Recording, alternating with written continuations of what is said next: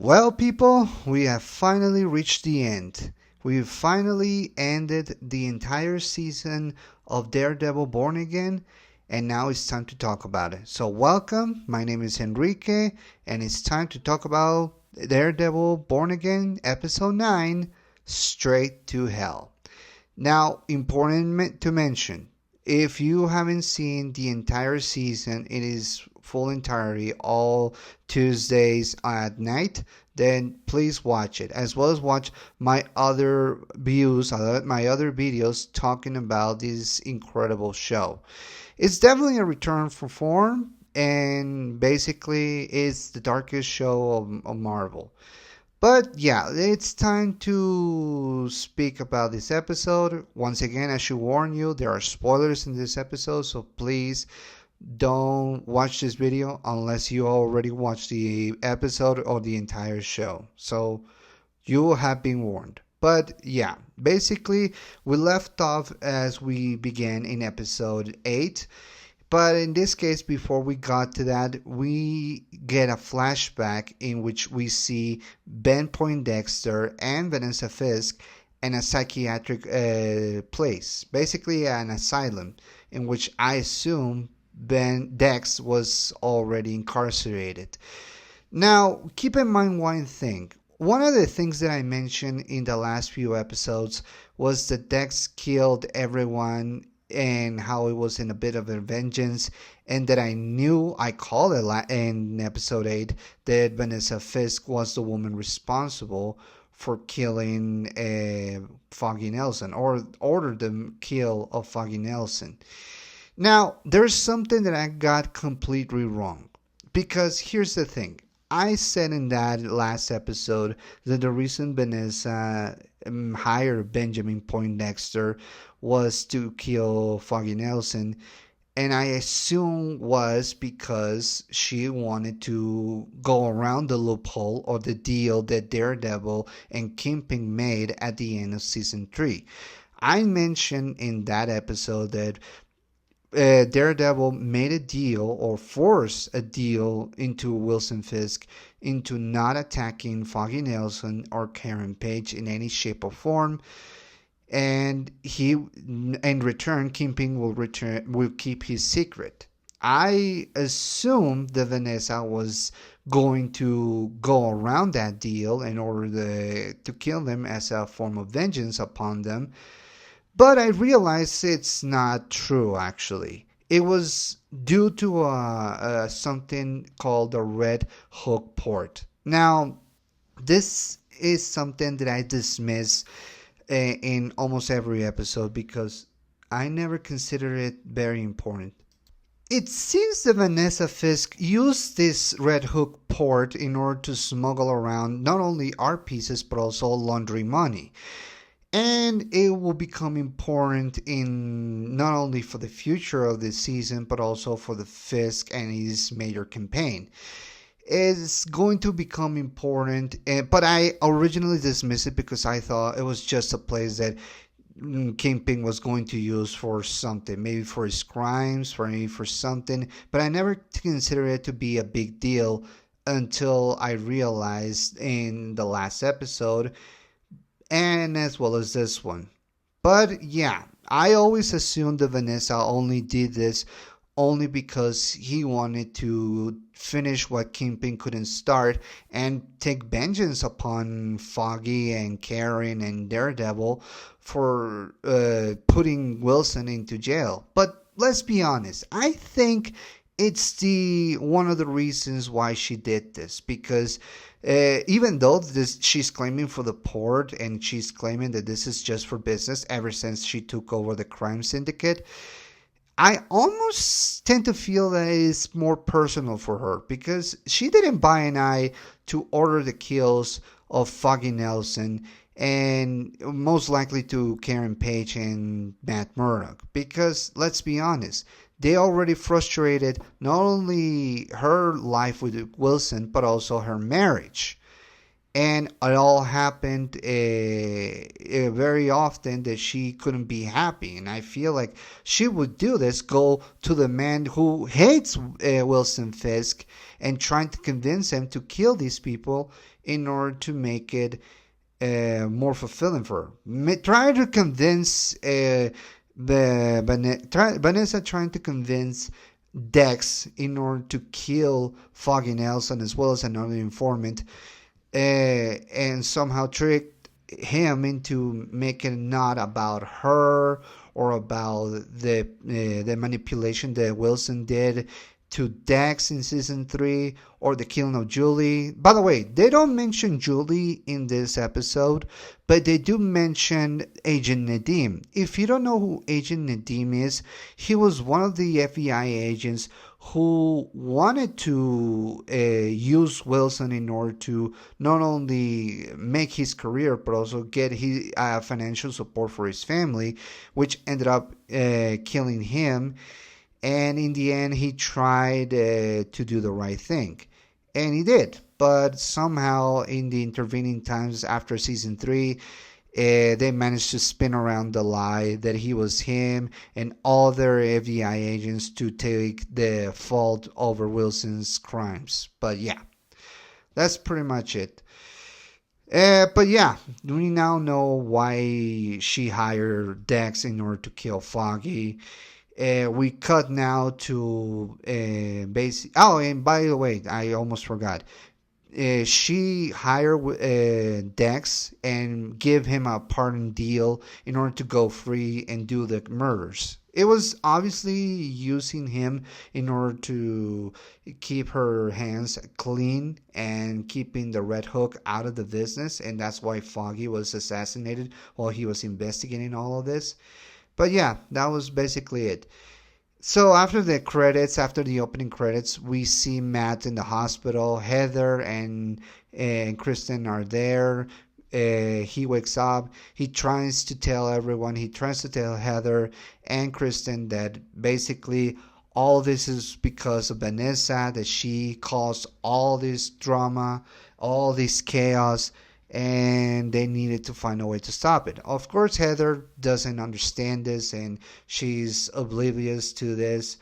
And I don't know about you, but it's probably going to upset some fans because she basically is not convinced that basically Matt is telling the truth.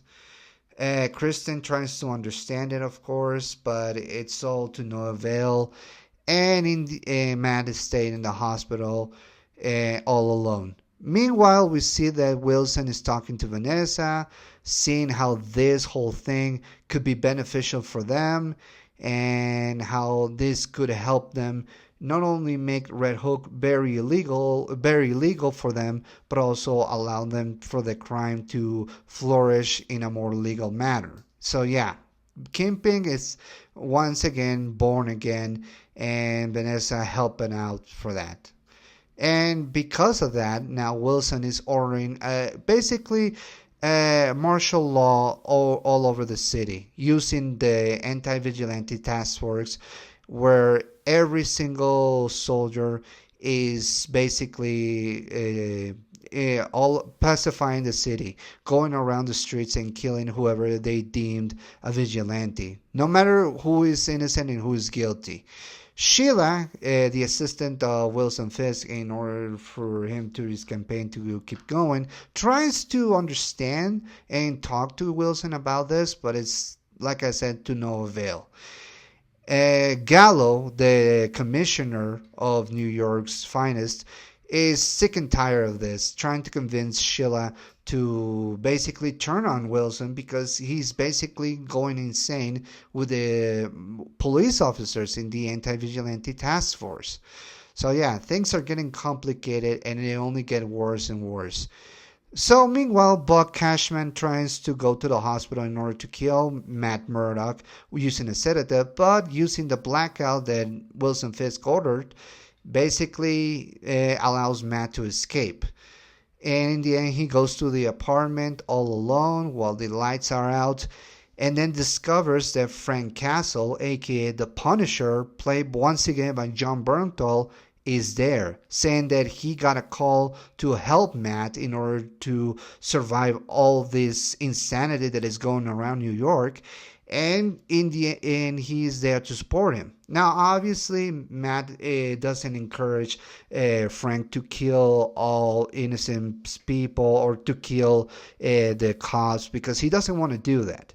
So in the end, the cops, one of the anti-vigilante task force group, goes into Matt's apartment basically because Wilson, he probably knows where he is, so he obviously is going to send a squad to kill him. And they manage to get inside the house, but they greet it with a surprise as Matt once again is Daredevil. It starts punching the bad guys while Frank Castle does what he does best: kill all of them. Matt is not happy to see this, but he then discovers something interesting. That one of the police officers, the one that was helping one of the other ones, the one that I can't remember his name, I think I mentioned him. His name is not Adam, because Adam was the name of the guy that Vanessa was having an affair with. So, and he's dead, so that's not his name. I remember now. His name was Cole North. But yeah, Cole North is one of the anti-vigilante task force soldiers and is the head of the entire task force. But just FYI, it wasn't Cole North who killed Hector Reyes, or Hector Ayala, sorry, Hector Reyes. What am I saying? But basically, yeah, it was the other one, the one that was the partner of Cole North that killed Hector Ayala in cold blood. Upon discovering this, Matt has a choice to kill him, and the Punisher encourages to kill this guy, but he refuses, realizing that vengeance will not bring anybody back and it will tarnish the memory of the people he defended: Hector, Foggy, and probably all the people he lost in his life. Because at the end of the day, that's who Matt Murdock is. But I guess it doesn't matter in the end because they snuck a grenade into Matt's apartment. So him and the Punisher jump out of the window. They grapple into themselves into the streets, and the entire apartment explodes. I mean, this is basically taken from, ironically enough, the comic book version of Daredevil Born Again. But of course, it's not the same, but it is similar. So it's good that they actually did that in this episode. But yeah, without an apartment or a place to stay, it's Matt and Punisher are in the streets until we see a car arriving, to which we see the arrival of Karen Page, played once again by Deborah Ann Wolf. It turns out that she was the woman responsible for calling Frank Castle into helping Matt, especially after everything that has been happening.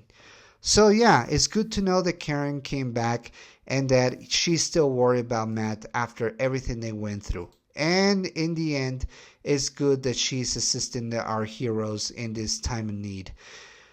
So they go into Frank Castle's hideout, in which Karen is doing the stitch him up into Matt and, of course, Frank Castle. And they realize that everything that's happened. Matt tells Karen about what the hell happened with Foggy, why he was murdered, and realizing that they need more answers. They need to know what the hell's going on. Punisher decides to stay behind because obviously he doesn't want to do investigations. He wants to do what he does best: kill his wannabe Punisher guys with the brand logos, basically the anti-vigilante task force, which at this point they're branding their Punisher logo into their chests. So yeah, this is getting out of control. But yeah, we then cut to City Hall when we see Daniel Blake and Buck Cashman bullying the entire city council into doing whatever they want. Then to do the pacifying of the city, making announcements, or things that basically just makes you want to go into the television and just choke to death these horrible, horrible people. Daniel and Buck you just want to choke them to death. It's clearly shown that Daniel Blake, whatever his entire motivations are, and it's purely because he wants to impress Wilson. It's clearly shown little by little that he's becoming the analog of Richard Fisk, just wanting to make his father proud. And trust me when I say, if by the end of season 2 we don't discover that it's Richard Fisk, or that he actually is a son of Wilson that he had all those years ago with a woman, I don't know. I'm just spitballing here, but he's showing more and more his intimidation factor, and it's becoming more a display. So we see the investigation between Matt and Karen into a warehouse where they reminisce not only about the past, but also that Matt realizes that Karen and Frank has something going on. Like, obviously, Karen, I never consider Karen like a love interest for Frank Castle, because I always consider her like the angel into Frank's conscience. Keep in mind, Karen was the voice of conscience for Frank Castle in the first 2 seasons of The Punisher, and to an extent to season 2 of Daredevil. And that is because she understood Frank, his pain, his frustrations. His entire life was taken away by people like Fisk, and she understands the level of injustice that he suffered. And while she doesn't agree with the methods, she understands that sometimes there are no other choices. And given Karen's own past, it's saying a lot. So yeah, as they're trying to look for some clues, as well as discover some paper files that Matt had, as well as some things that he had when he and Foggy formed his their law firm, sorry. They discover about Red Hook, what were the files about, why Foggy needed those files, and why he was assassinated. Basically, Wilson wants to use the Red Hook port as a form of smuggling all sorts of business deals, illegal business deals, but also trying to make them very legal. Basically, it will make him a guy who owns the entire New York City, the crime and everything. All in a desperate attempt to save the city in his own way. Or not save the city, to control the city. Because ultimately that's what Kingpin wants. Ultimate control. He wants to take over and to make sure that everything is perfect according to him. But yeah, Frank hears on the radio about the port, the Red Hook port, in which he goes there, and he arrives way before Matt and Karen does. So basically, he goes and to kill all the majority of the Punisher anti-vigilante task force, but he gets cornered and he gets pummeled, and we realize that Sheila record a conversation with Gallo in the hallway, in which she then presents to Kingpin. Basically, she's betraying Gallo and sold him to Wilson Fisk in order to do whatever. So yeah, Gallo gets captured. He's taken into the port, and Punisher is there, by the way, and basically Cole, along with all the anti-vigilante task force using the Punisher logos, are basically given the opportunity to Frank to join their side because they believe in what he's doing. But Punisher calls that as stupidity because they don't know him, and he's right. These guys just put themselves into a Punisher logo and basically decide that they're going to do the same things that Frank does, but they don't understand it, and they're just as dirty and corrupt as Wilson Fisk. They're not better than Frank. At least Frank Castle has a code. He has honor. They're disappointed, of course, but they don't kill him. But Wilson Fisk does ended up killing Gallo with his own bare hands, and let me tell you this. Chief Gallo, played by Michael Ganston, mad respect, because even in the face of death, he wasn't afraid, and he was willing to stare down at Wilson and call him out for his BS, and to basically saying, "You're not controlling this city. You're not saving the city. You're controlling it. You're making it into your own personal playground." But yeah, he ends up being killed, and in a brutal way. Let me tell you, this is the most brutal death that I ever seen Kingpin do, and I'm saying a lot. He killed a guy using a car door. Insane, but I guess Kingpin probably acquired more strength, and I figure where. But yeah, as Matt and Karen arrive to the port, they realize they're outnumbered. Matt is injured from the bullet he received from Bullseye, so he's in no condition to fight.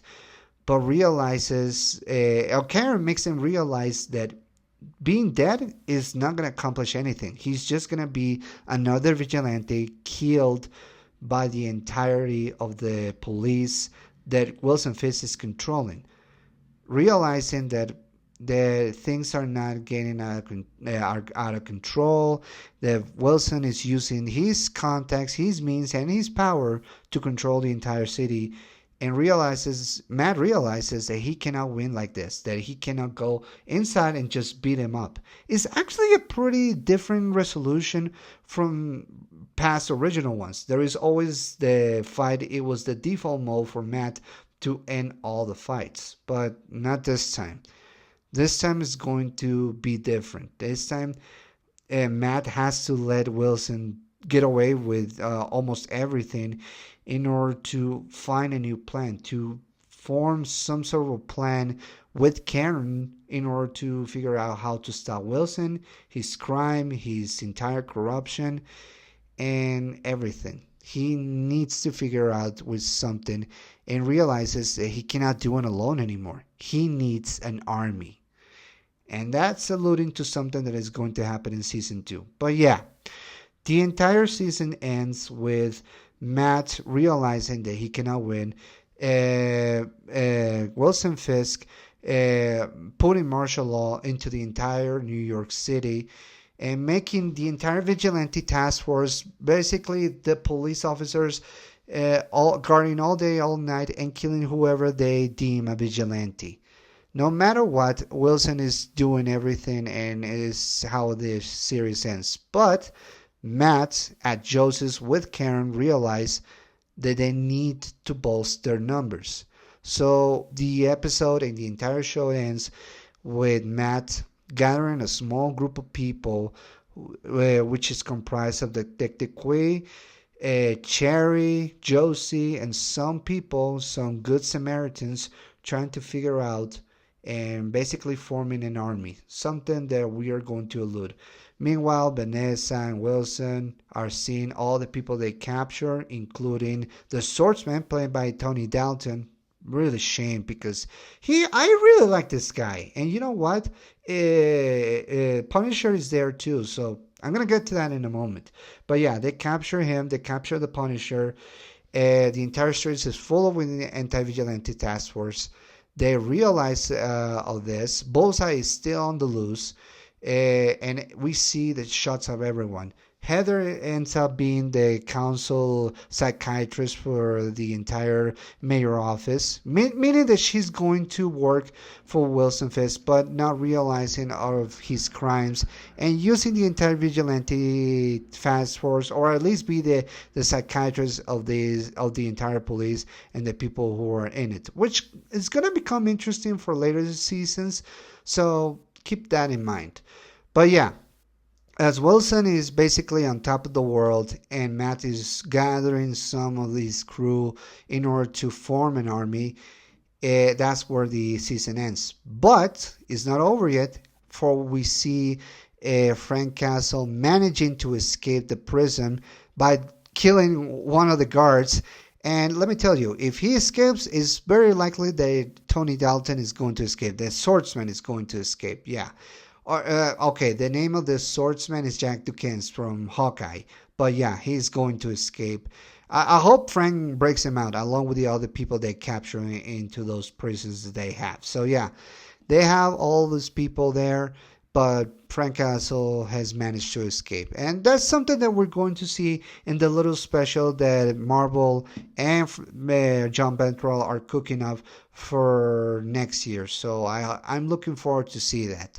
But that's where the episode ends. Not an explosive ending, but it's definitely planting the seeds for season 2, which is going to be Matt Murdock trying to figure out how to stop the Kingpin by forming this army and figure out how to expose Kingpin's crimes as well as Vanessa, because Vanessa, by God, she became more dangerous, just as dangerous as the Kingpin, because man, now that the two of them are using crimes and controlling New York, it's only a matter of time before someone has to put a stop to it. And speaking of the army that Matt is forming, I'm not be surprised if he forms with some of the past Netflix heroes like Jessica Jones, Luke Cage, the Iron Fist, even Colleen as well, or hell, even Echo, Maya. She probably is going to see this and go to the city and try to put a stop to all this. Now, as a Spider-Man fan, I also wish that Tom Holland's Spider-Man can be involved in this, but apparently there's an issue with contracts saying that none of the people who work in Daredevil, the actors and the producers, could be involved into the movies for some vague reason that I still don't understand. I don't know if it's going to impact the entire movie of Spider-Man that is going to come out next year, since the movie is called Brand New Day. And there are solutions that maybe New York is going to have a fallout during the events of Daredevil Born Again Season 1 and Season 2. But I hope that for the very least they mention it. Even if they don't include Kingpin into the movie, they could at least mention him, or at least show Spider-Man living his life as a costume superhero and a vigilante. We gotta see the consequences of Peter Parker's life after everything that he went through, especially with people not remembering who he is. But yeah, I'm holding out hope that one day not only do I get to see Tom Holland interact once again with Matt Murdock as Daredevil, but also join forces with the Punisher as well, in order to form the Marvel Knights. Let me tell you, I love the Marvel Knights. So in Spider-Man, Daredevil, and the Punisher are the three knights that are guarding New York. But yeah, there are rumors that Kristen Ritter, who plays Jessica Jones, is going to come back for season 2. That maybe Luke Cage is going to appear. I mean, if Matt is going to form an army, he has to form an army in which he uses all the superheroes that the city still has in order to stop Kingpin. And get Maya as well, because she will have her 2 cents to say in the matter. But yeah, that's the episode 9. There are photos about what is going to happen in season 2. Keep in mind, Bullseye is still on the loose, so it's very possible that in some form of fashion, both Matt and Dex are going to have an unlikely alliance to stop the Kingpin, but eventually will lead to Dex going more insane or more nuts. And let me tell you, if I was Dex and if I was in his shoes, I probably set my sights on Vanessa Fisk. Just even if she released him out of prison, Vanessa used Dex and he went on to prison. Keep in mind that she used all of this in order to keep the Red Hook deal out of the sight of the city, but also to make Wilson into power, to put Wilson into the power of mayor. And let me tell you, if I was Dex, I'd probably going after her and make Wilson watch as he kills her. If I was Dex, because let me tell you, he's a sadistic man, and I'm only trying to think of what a sadistic man will do. That's not in any way, and I'm encouraging him to do so. But hey, That's who Bullseye is. He's a psychotic, twisted man. He's not an animal, of course. They discuss that in episode 8. But let's be honest, he is willing to go nuts if it means to finish the job. And that's what's going to happen. We also get also mentioned that in season 2 we get some set photos of Matt wearing a black suit, which is great, and some fight scenes. And I think it's going to include Wilson having a charity event in which he is boxing, having a boxing match with a guy that I don't know about. But yeah, it's going to get really crazy in the next few seasons. But overall, that's my entire view of the episode 9. But now it's time to talk about what I think of the entire season 1. Well, it's clearly obvious that it went through some changes through the course of the episodes. We see that is having less fights and more about character development, which I'm sure a lot of people will find problems with it because it's definitely it's Daredevil. He's supposed to do more fights. But in the end, they did manage to reshoot some scenes, or at least shoot some scenes they include in order to make it a little bit familiar to the original show. I heard rumors that Foggy Nelson was going to come back in some form, a flashback maybe, or maybe he faked his own death. I don't know. We have to wait and see. There are a lot of things that I like about this season. There are things that I wish they could include, like more fight scenes, more of the hallway fight, not just included in one episode, but in various episodes. I hope that with the original cast and the original production and people that were in charge of the original show on Netflix, that they could do that and bring the devil back to his origins, back to where he was supposed to be. But overall, I did like this show, and it's good to see Matt and Kingpin change and realize ultimately that in the end they are who they are. Matt is always going to be fight for the city, even if he fails as a lawyer. He will always fight as a vigilante and fight for what he believes is right. I don't know if Detective Mahoney is going to make an appearance, or I don't know if Sister Maggie is going to make an appearance as well, because we haven't seen any of those characters in this season. But I hope against hope that they do show up, as well as see what Karen is going to do, because she also is involved into this. How Frank is going to get the hell out of all this situation. We were gonna see in the special The Punisher, what we're going to see at with Daredevil Born Again season 2. What is Heather going to realize that Wilson is not a good person? What is Daniel going to do? What is Buck Cashman going to do? I mean, Jesus Christ, those guys are basically on top of the world as well, but I don't know what's the end game for Daniel, unless it's to just be that right hand of Wilson Fisk as the Kingpin, and maybe he becomes the Kingpin one day, but I don't know. We're just gonna have to wait and see.